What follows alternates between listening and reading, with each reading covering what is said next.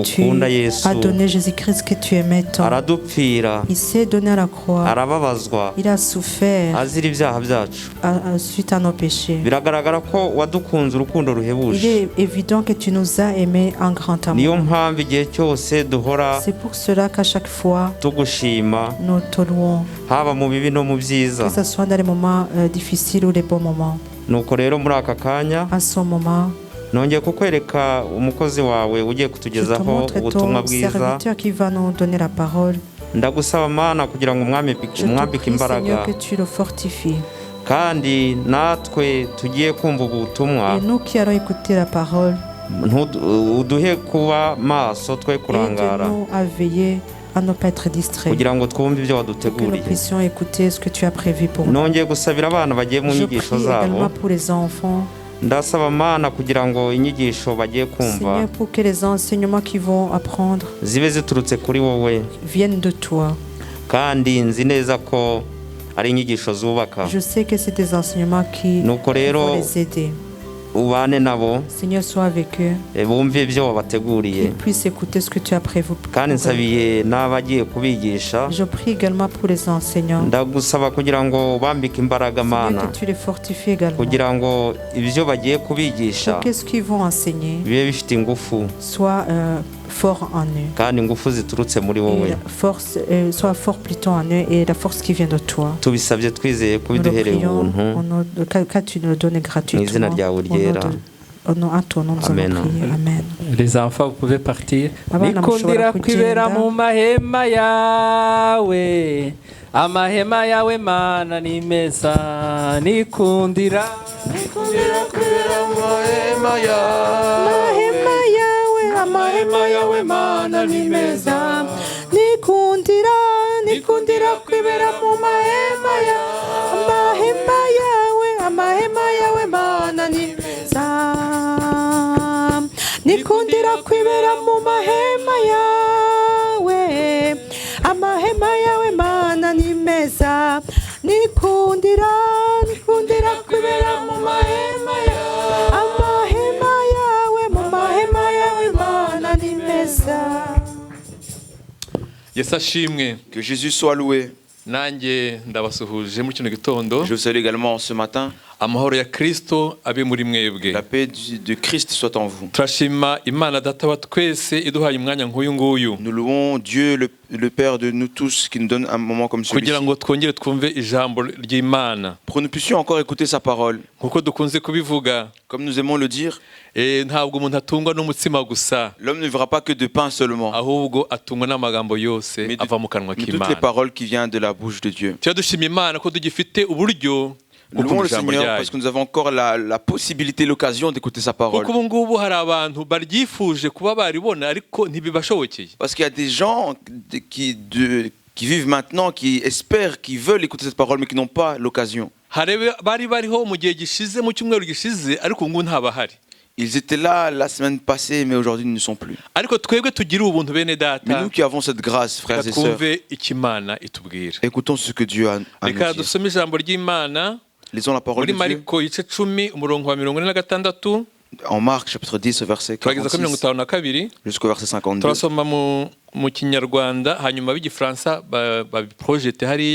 On va lire en Kinyarwanda et ceux en français ça va être projeté aux écrans. Et les autres vont lire dans leur Bible pour qu'on puisse gagner du temps.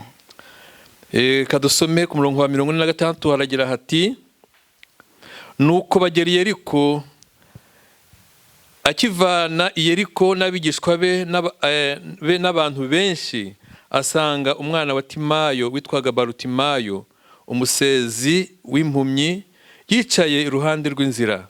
Yumvise ko Yesu w'i Nazareti ari uje, aherako arataka cyane ati, Yesu mwene Dawidi mbabarira.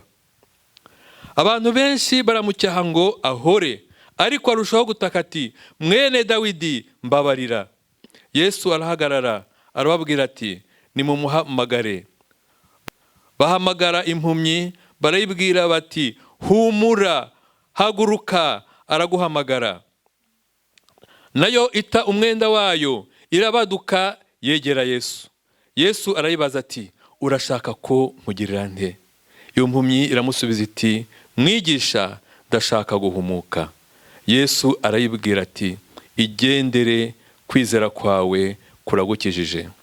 Uwo mwanya arahumuka amukurikira mu nzira. Yesu ashimwe. Amen.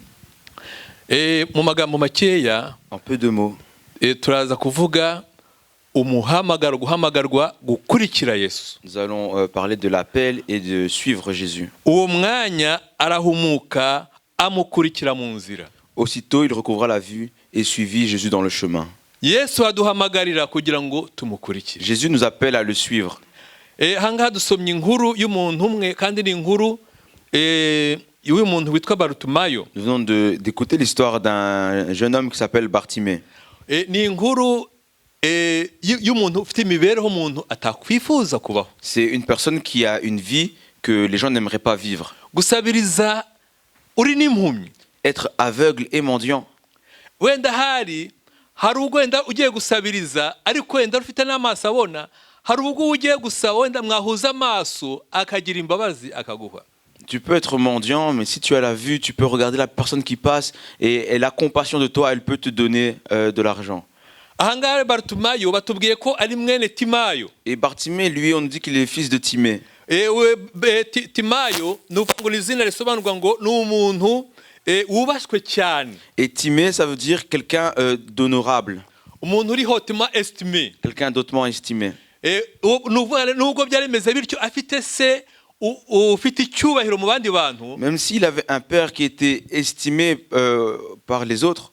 Ariko ntibyabujije ko umwana we Bartimée we aba impumyi kandi akaba umuntu usabiriza. Mais ça n'a pas empêché que son fils Bartimée lui soit mendiant et aveugle. Ndagira ngo mbibutse ko ibimuga umuntu wari ufite ubumuga yari umuntu washyizwe ku ruhande.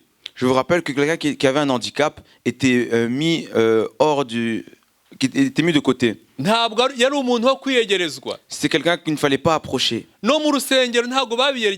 même dans les églises synagogues, on ne devait pas les approcher. Mais notre Seigneur Jésus-Christ, lui, il s'approchait d'eux.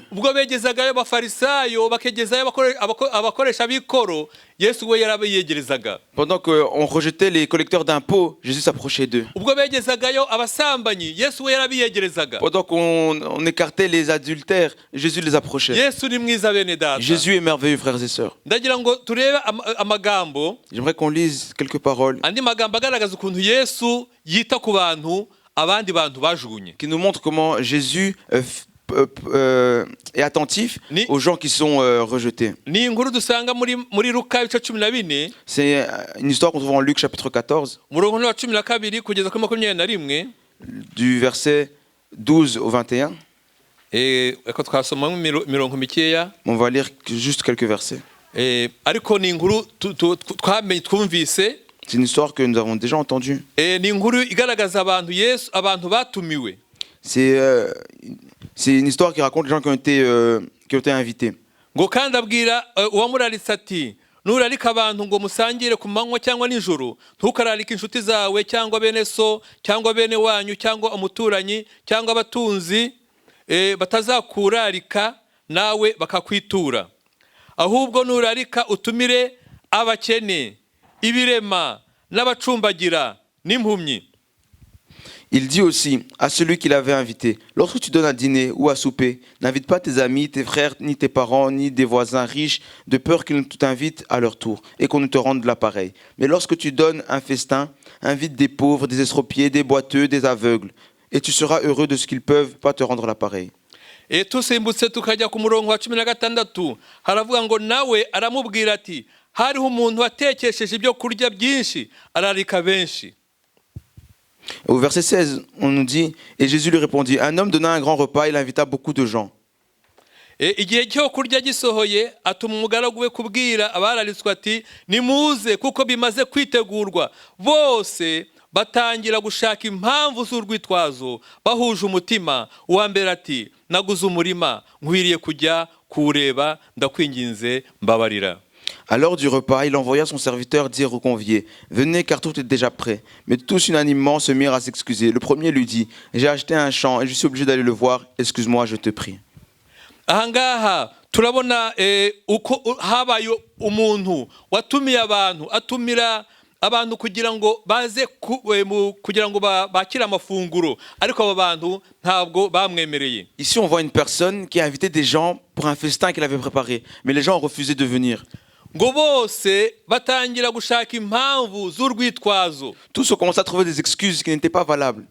Yesu ni kenshi Yesu ajya duhamagara. Souvent Jésus nous appelle. Ariko ugasanga buri gihe tugize n'impamvu zidafatika. Et toujours nous prenons des excuses, nous avons des excuses qui ne sont pas valables. Uwa mbere aramubwira ati ngewe mfite umurima naguze ngiye kuwureba. Le premier a dit moi j'ai un champ que j'ai acheté récemment, je dois aller le voir.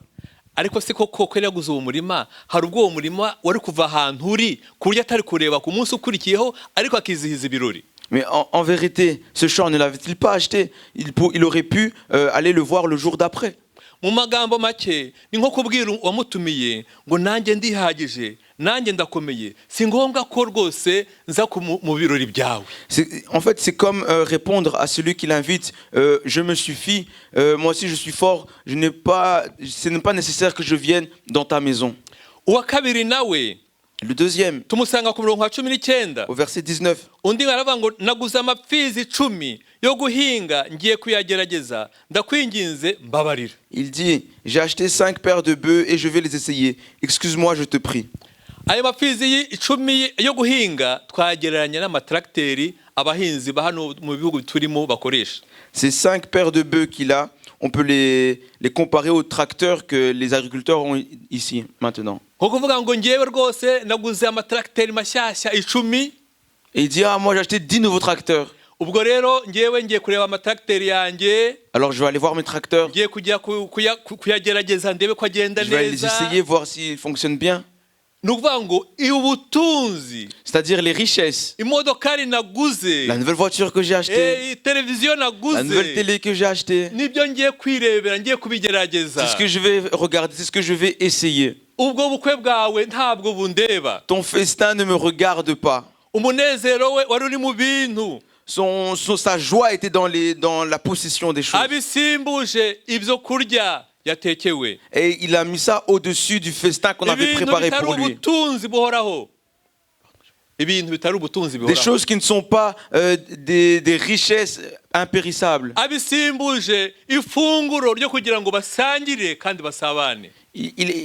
Donc les biens périssables, il les a mis au-dessus de ce festin qui était préparé pour lui, pour qu'ils partagent ensemble. Le troisième. Ku murongo wa 20 undi ati narongoye nicyo gituma ntabasha kuza. Au verset 20, un autre dit je viens de me marier et c'est pourquoi je ne puis aller.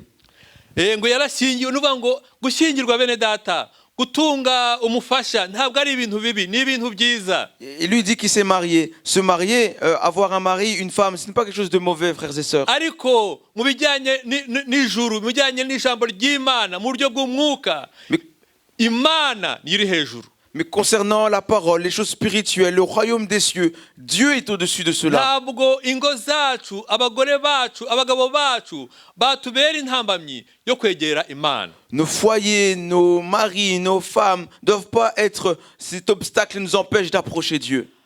Ahangaha turabona yuko batanze impamvu zinyuranye. On voit alors qu'ils ont donné plusieurs raisons.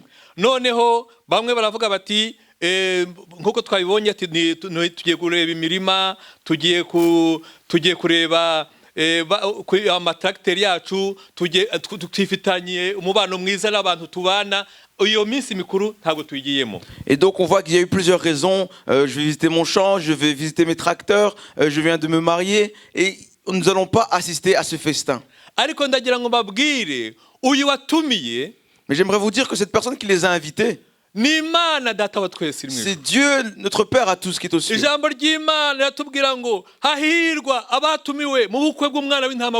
La Bible nous dit heureux ceux qui sont invités aux noces de l'agneau.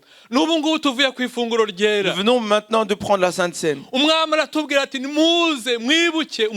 Le Seigneur nous dit venez, rappelez-vous de mon corps, rappelez-vous de mon sang.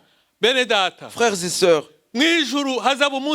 au ciel il y aura une fête. Il y aura un festin que Dieu nous a préparé. Il va nous donner beaucoup à manger. C'est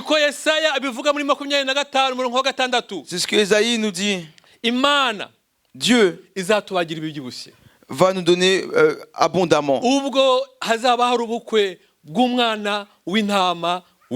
Lorsqu'il y aura les noces de l'agneau de Dieu, du Fils de Dieu. Le souci que nous avons. La question que nous posons maintenant, il nous invite souvent. Quelle est notre réponse à cette invitation? J'aimerais te rappeler en ce matin. Jésus t'appelle pour que toi aussi tu puisses venir et être dans sa maison. Parce que tu peux manquer cette maison. Parce que celui qui va manquer cette maison, cette fête, pardon. Celui qui va rater cette fête, il sera perdu, frères et sœurs. Il sera perdu. Mais aujourd'hui, Jésus nous appelle pour que nous puissions nous approcher de lui. Que Jésus soit loué. Pour que toi aussi, moi aussi, nous puissions être à cette fête avec lui. Quand cette histoire va se terminer, au verset 21, à la fin de cette histoire,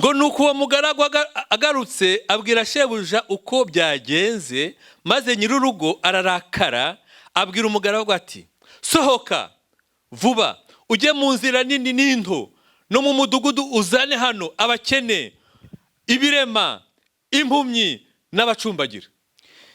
Le serviteur de retour, au verset 21, le serviteur de retour rapporta ces choses à son maître. Alors le maître de la maison, irrité, dit à son serviteur: va promptement dans les places et dans les rues de la ville et amène ici les pauvres, les estropiés, les aveugles et les boiteux. Que Dieu soit loué. Ceux qui sont rejetés par les autres à cause d'un handicap, comme Bartimée l'était. Mais Jésus les appelle. Allez voir les pauvres.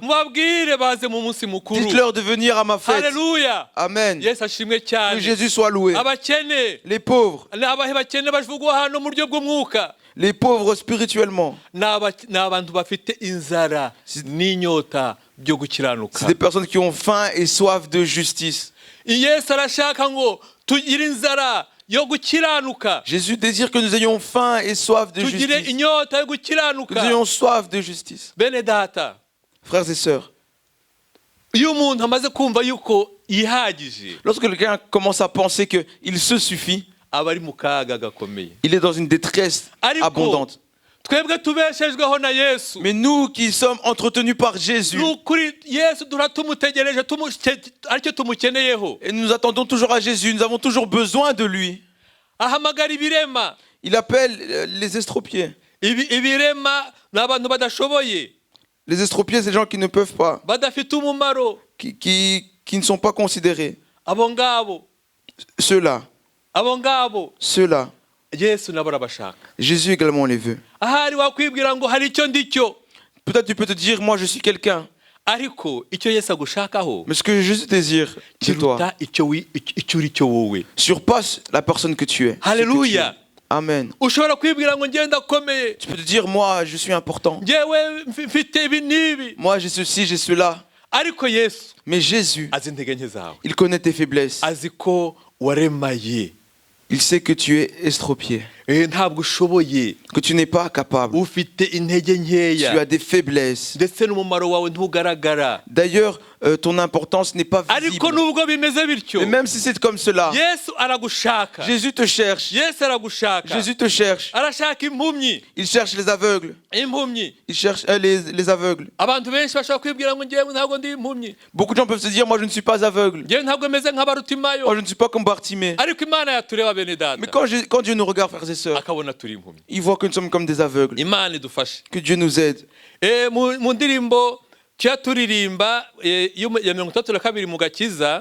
Le chant que nous avons chanté, numéro 62, le cœur va se calmer et la lumière sera abondante. Si nous continuons sur ce chemin de prière, si tu ne pries pas, mon frère, ma soeur, tu es un aveugle. Si tu ne lis pas la parole de Dieu, tu es un aveugle.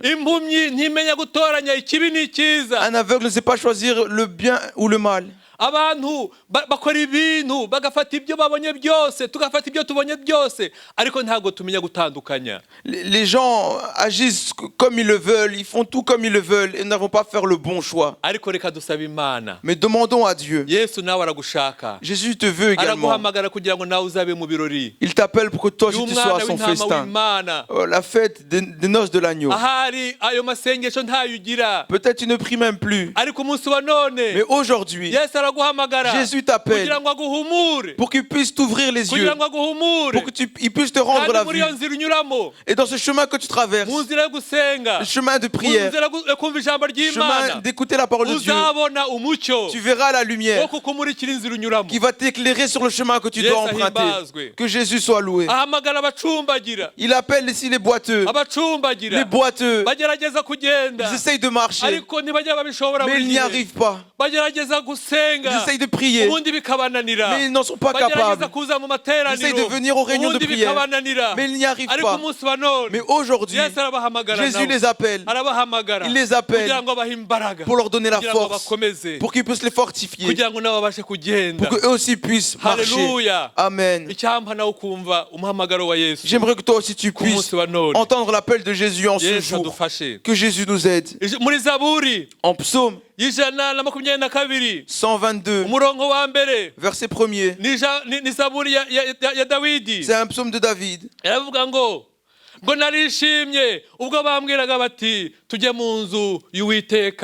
Il dit, je suis dans la joie quand on me dit, allons à la maison de l'Éternel.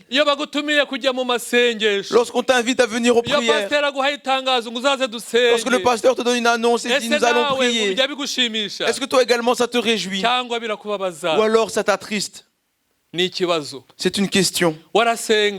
Tu priais. Qu'est-ce qui s'est passé? Tu étais visible dans le service pour Dieu. Qu'est-ce qui s'est passé? Pourquoi boites-tu?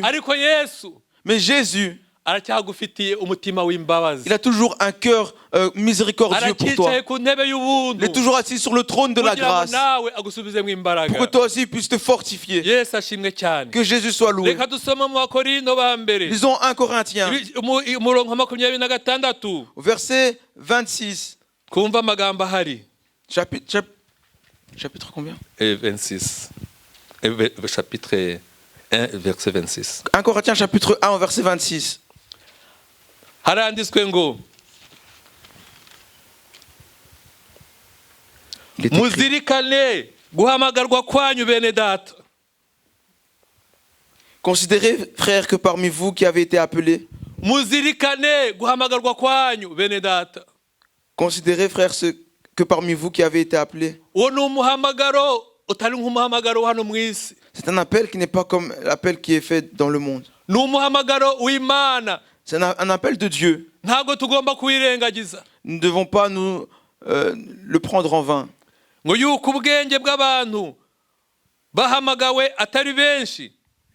devons savoir que beaucoup de gens sages n'ont pas été appelés.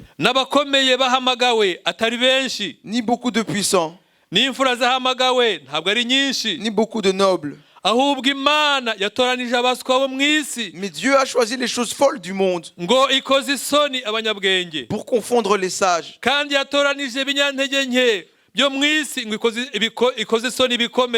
Dieu a choisi les choses faibles du monde pour confondre les fortes.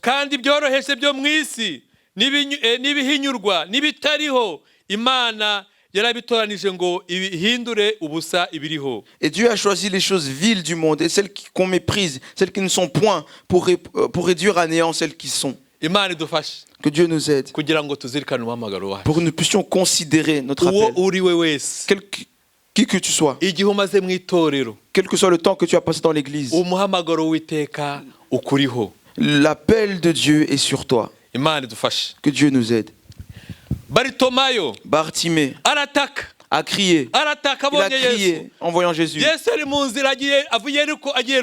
Jésus était en chemin de Jéricho vers Jérusalem. La parole de Dieu nous dit, le malheureux a crié. Et Dieu l'a entendu. Et il l'a sauvé des détresses. Et il l'a sauvé de ses détresses et de ses tribulations. Bartimée a crié, Jésus, fils de David, aie pitié de moi. Il a crié. C'est pas simplement crier, mais il avait foi en vers qui il criait. Il avait de l'espérance par rapport à la personne à qui il a crié. Jésus, fils de David, aie pitié de moi. Je me rappelle quand j'étais petit, je n'étais pas très petit, j'étais assez grand. J'avais un foyer. Mon père était encore vivant. En vérité, il n'y a rien que je lui demandais qu'il refusait de me donner.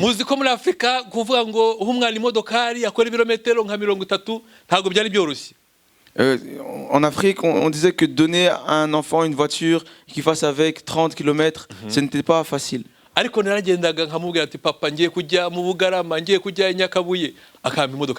Mais j'allais voir mon père, je vais dans telle ville, je vais dans telle autre ville, et il me donnait la voiture, j'y allais.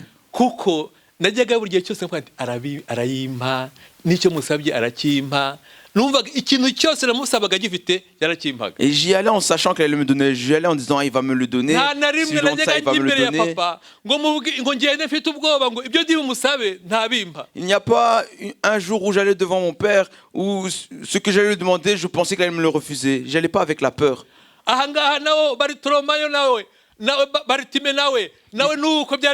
Ici également, Bartimée, c'est la même chose pour lui. Jésus, fils de David, aie pitié de moi. Il avait foi que Jésus, le fils de David, allait avoir pitié de lui. Les gens qui étaient autour de Jésus, ils ne le connaissaient pas bien. Ils disaient c'est Jésus, fils de Joseph et Marie. C'est celui-là de Nazareth. Mais Bartimée, il a dit Jésus, fils de David, le Messie qui a été prophétisé, qui viendra sauver les gens du monde. Aie pitié de moi, aie pitié de moi, aie pitié de moi. Il avait su que le Messie se trouvait là où il était. Que Jésus soit loué. J'aimerais qu'aujourd'hui, toi aussi tu puisses savoir qui est Jésus. Jésus ne peut rien te refuser. Il connaît ta pauvreté. Il connaît ton handicap. Il connaît ta cécité. Toi, tu as essayé de te retirer de cela par tes forces, mais tu n'as pas pu. Mais crois au Fils de Dieu, l'agneau de Dieu, qui est venu dans le monde pour sauver le monde, les gens du monde. Aujourd'hui encore, il est ici et il s'apprête à t'aider. Il s'apprête à te sauver. Il s'apprête à faire changer les choses dans ta vie. Mais les gens ont commencé à crier sur Bartimée. Bartimée, tais-toi. Tais-toi. Et Jésus est en train de passer. Il était aveugle, Bartimée, mais il entendait. Jésus passe. Bartimée a crié. Les gens lui disaient tais-toi. Et Jésus est passé.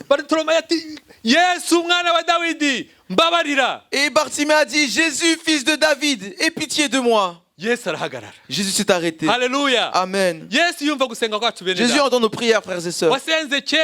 Tu as prié beaucoup. Et tu te dis mais Dieu en fait il n'écoute pas. Il y a des prières à moi qu'il n'a pas écoutées.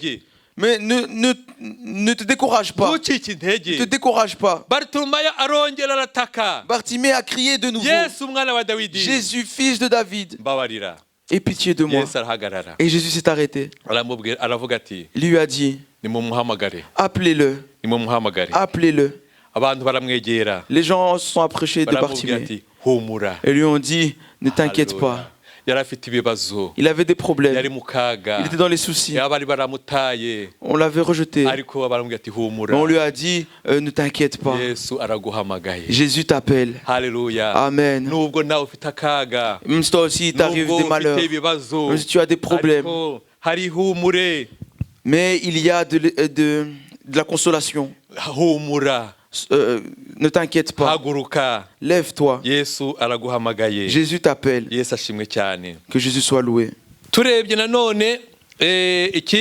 Regardons encore maintenant. Jésus l'a appelé comme nous l'avons dit. Bartimée s'approchait de Jésus et il a été consolé.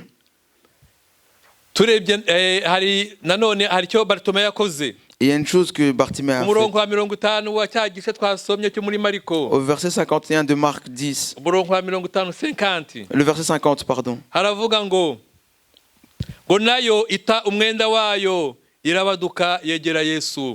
Il est écrit, l'aveugle jeta son manteau et se leva d'un bond vint vers Jésus. Bartimée avait un manteau qu'il avait sur lui. Si nous allons dans la vie naturelle, parfois la vie t'amène à un point. Nous louons le Seigneur qu'ici où nous vivons, nous avons une belle vie. Celui qui veut s'habiller, s'habille. Celui qui veut manger, il mange. Tu ne manges pas ce que tu ne veux pas. Mais il y a des gens qui ont un seul vêtement. Un seul. Les gens te regardent, ils voient ce vêtement. Ils disent, ah, celui-là, c'est toujours ça qu'il porte. Même si tu es en chemin, on te voit à 200 mètres. Sans bien te voir. Ils voient ton vêtement. Ah, ça c'est un tel, je reconnais son vêtement. C'est-à-dire que son vêtement c'était son identité. Ils l'ont regardé. Bartimée également. Ce vêtement d'aveugle, c'était comme ça qu'on le connaissait. Ce manteau qui montre son handicap, c'est comme ça qu'on le reconnaissait. Je ne connais pas le vêtement par lequel les gens me voient. Mais moi, sûrement, je connais mes faiblesses, alors je connais le vêtement qui me caractérise. Toi aussi, il y a un vêtement que tu portes et tu le connais toi également.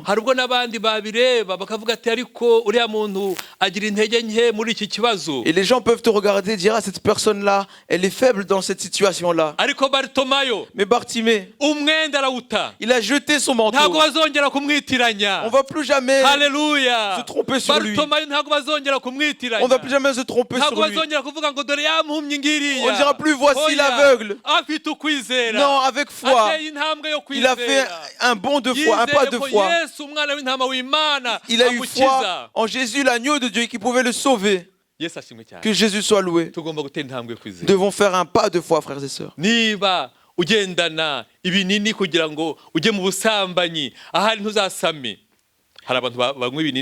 Okay. Si tu prends des pilules contraceptives pour aller commettre l'adultère,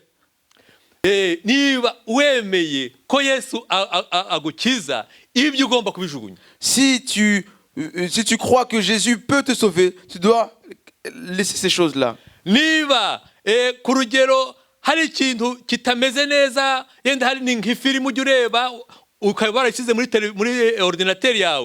Si tu regardes des films qui sont mauvais, que tu mets ça dans ton ordinateur, enlève ces films de tes films préférés. Si c'est un programme qui te permet de regarder des choses mauvaises, désinstalle ce programme. Et suis Jésus. Que Jésus soit loué. Si tu fumes et tu entends l'appel de Dieu et que tu veux marcher avec Jésus, prends ta cigarette, jette-la. Que Jésus soit loué. Cela est un pas de foi. Tu peux avoir des habitudes. yo kutakorera Imana nkuko ibishaka, ingeso yo kugenda bigura intege mu murimo w'Imana. L'habitude de ne pas vouloir servir Dieu ou alors de le servir en traînant les pieds. Iyo ngeso nayo yamburi. Et cette habitude également, retire-la, détourne-en toi et approche-toi de Jésus. Jésus lui a demandé, que veux-tu que je fasse pour toi? Et l'aveugle lui a dit, Rabouni, je veux recouvrer la vue. Et Jésus lui dit, va, ta foi t'a sauvé. Jésus a vu ce que l'aveugle avait fait. Il a vu l'œuvre qu'il a accomplie. Suivre Jésus, ce n'est pas simplement des mots. Mais il y a un pas de foi que nous devons faire. Parce que nous sommes sauvés par la foi, frères et sœurs. Il a fait un pas de foi. Et Jésus lui a dit, va, ta foi t'a sauvé. Aujourd'hui, que ta foi te sauve. Alléluia. Amen. Alléluia. Amen. Si tu n'as pas la foi, Jésus peut te la donner. Dieu peut te donner la foi. Et que tu sois sauvé, sois guéri. Le verset 52b.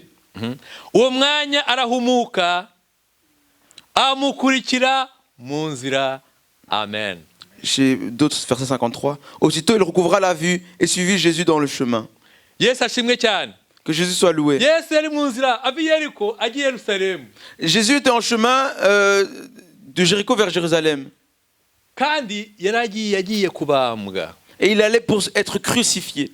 Bartimée, il a fait tout ce qu'il a pu pour que ce jour-là, Jésus puisse l'entendre. Il a fait tout son possible pour que Jésus lui fasse du bien.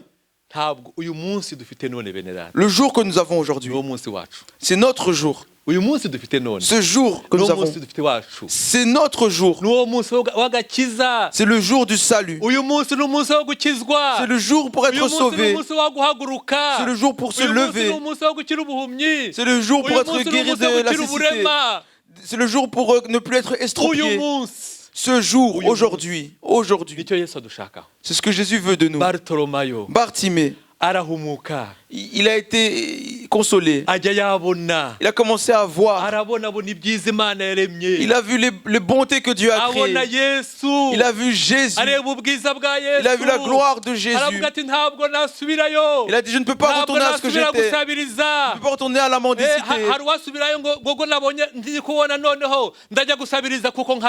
D'autres peuvent dire, oh, maintenant que je vois, je vais retourner mendier, mais mieux comme je peux voir. Mais Bartimée, c'est pas ce qu'il a fait. Il n'a pas dit je vais retourner auprès des miens. Mais il a regardé le chemin que Jésus empruntait. Et il l'a suivi vers Jérusalem. Il l'a suivi. Jésus était en chemin pour être crucifié. Et Bartimée l'a suivi. Bartimée a vécu en paix. Il a eu la joie de suivre Jésus. Amen. Amen. Que Jésus soit loué. Chantons un chant court. Ensuite nous allons prier.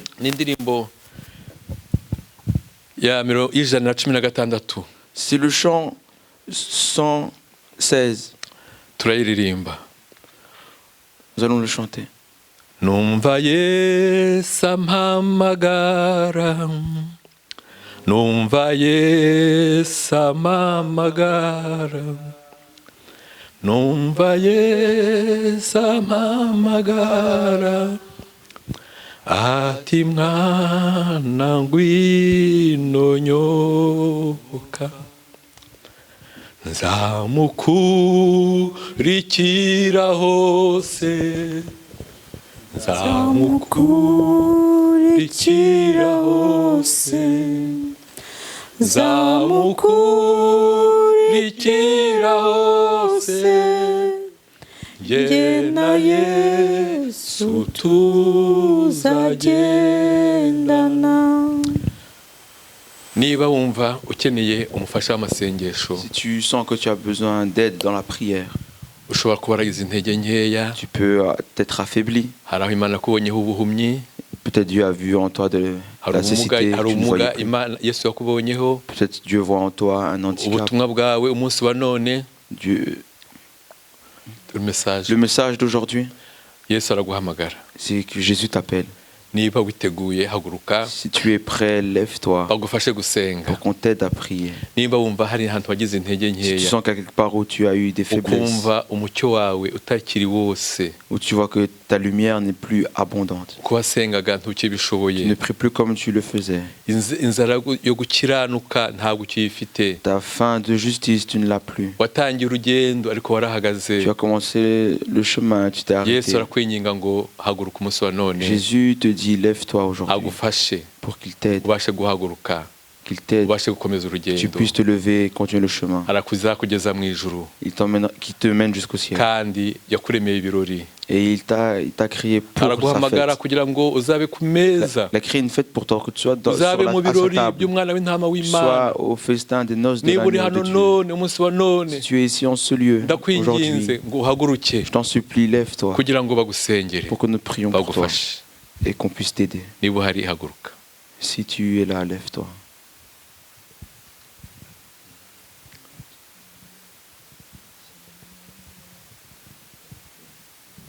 On va demander au pasteur de nous aider à la prière.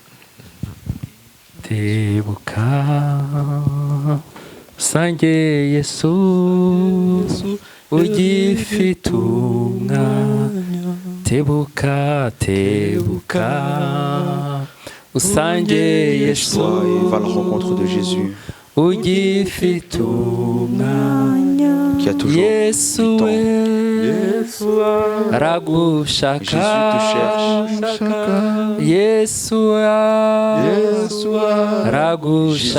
cherche. Jésus te cherche. Alléluia. Tu peux être ici et tu traverses des moments difficiles. Tu te demandes pourquoi cela t'arrive. Je pense que Bartimée se posait également cette question. Pourquoi je suis devenu aveugle? Pourquoi? Mais ce qu'il ne savait pas, c'est que Dieu avait accepté cela pour qu'il puisse être manifesté en lui. Tu peux avoir un souci alors qui t'accable. Tu dis pourquoi c'est à moi que ça arrive cela? Et Dieu veut démontrer sa puissance par ce problème. Alors ne te décourage pas. Et si tu veux que nous prions pour toi de cette manière, lève-toi, nous allons prier pour toi.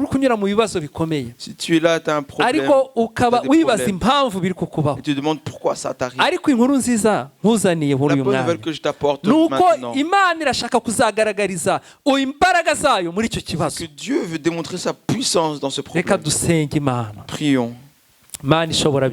Dieu Tout-Puissant, te louons pour ta parole. Te montrons les frères qui sont debout. Seigneur, nous prions pour eux. Pour que ce qui les accablait, les choses du monde qui les empêchaient de continuer sur le chemin, soient retirées au nom de Jésus. Pardonne-leur leurs faiblesses. Pardonne-leur, Seigneur. Et que leur nom reste inscrit dans le livre de vie. Et que les noms qui ne sont pas encore inscrits dedans, écris-les maintenant. Car dans ce livre, c'est par ce livre que tu nous appelleras tous. Celui qui n'est pas inscrit dans ce livre sera jeté dans l'étang de feu. Seigneur, je t'en supplie que nos noms soient inscrits dans le livre de vie. Seigneur, pardonne-leur. Purifie-les. Et chaque personne qui traverse différentes épreuves, Seigneur, donne-lui la force de traverser ces épreuves pour que ta puissance puisse être manifestée dans ces épreuves. Tu es le Dieu de Bartimée. Tu es le Dieu de cette église. Tu es le Dieu qui ne change pas. Que la gloire soit à toi, maintenant éternellement. Amen. Amen. Mettons-nous tous debout maintenant pour terminer cette réunion. Dieu Tout-Puissant, Te louons parce que tu as été auprès de nous. turagushimiye ijambo ryawe twumvise, Te louons pour ta parole que nous avons entendue. turagushimiye umugaragu wawe Te ritugejejeho, louons pour ton serviteur qui nous l'a partagé. tumusabiye umugisha uvuye iwawe, Nous le bénissons d'une bénédiction qui vient de ujye uhora toi. umuha ibyo kugaburira ubwoko bwawe. Donne-lui toujours de quoi partager à ton peuple. turagushimiye umuja wawe watuyoboye, Te louons pour ta servante qui nous a conduite. nawe tumusabiye umugisha ugendana n'abayobozi. Nous demandons également la bénédiction qui accompagne ceux qui conduisent. turagushimiye bene data badusobanuriye, Te louons pour les frères qui ont interprété. mana tubasabiye umugisha wawe ugendana n'abasobanura. Nous demandons ta bénédiction qui accompagne hari ceux qui abafashe interprètent. amajwi, hari abaririmbye, Il y a ceux qui ont enregistré les Abo voix, bose ceux qui ont umugisha. chanté.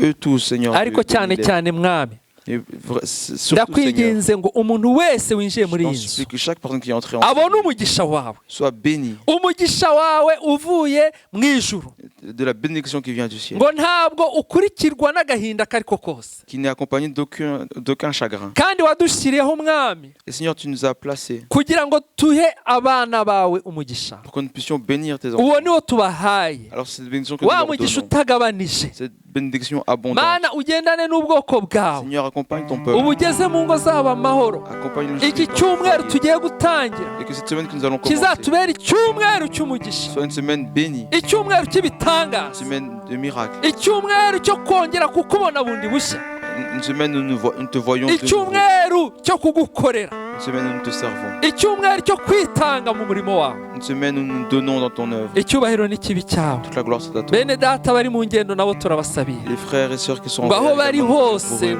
abari Là où ils sont, muri vakansi, Ceux qui sont en vacances, ubahe umugisha hamwe natwe, bénis-les ni avec mu izina nous. rya Yesu Au nom tubisabye, de Jésus que nous le amen. prions. Amen. mugendane umugisha w'Imana. Allez dans la paix du Seigneur. tuzongera guhura kwa gatatu Nous nous reverrons saa kumi mercredi n'ebyiri mu masengesho, 18h aux prières. abajene kwa kabiri saa kumi n'ebyiri mu Les masengesho. jeunes mardi à 18h aux prières. ariko abajene ntibibuza yuko mugomba kuza no mu masengesho kwa gatatu no kwa gatanu, Et les jeunes, que ça ne vous empêche pas de venir aux prières le mercredi et le vendredi. kuko nimutaza ayo yo kwa kabiri tuzayakuraho niba babuza kuza kwa gatatu no kwa gatanu. Et parce que si vous n'assistez pas aux prières de mercredi et vendredi, nous enlèverons celle du mardi parce que ça montrera qu'elle vous empêche. umuntu watwigishije kwa gatanu yarabisobanuye neza, La personne qui nous a enseigné vendredi l'a bien enseigné, wayoboye qui nous a conduit plutôt. yaravuze ati mwebwe batoya Elle a dit, vous les plus jeunes, nimwigire ku bakuru, étudiez, enfin apprenez par rapport aux plus kuko anciens, nimwe muzasigarana uyu murimo. car c'est vous qui allez garder ce... none se uzayobora abantu utaza kwa gatatu? Mais comment tu vas diriger des gens qui ne viennent même pas le mercredi? uzayobora abantu utaza kwa gatanu? Tu veux diriger les gens mais qui ne viennent pas le vendredi? icyo kibazo mukibaze muzakinsubize. Posez-vous cette question et vous me donnerez la Yesu réponse. abagirire neza, Que Dieu vous bénisse. ndabakunda. Je vous aime.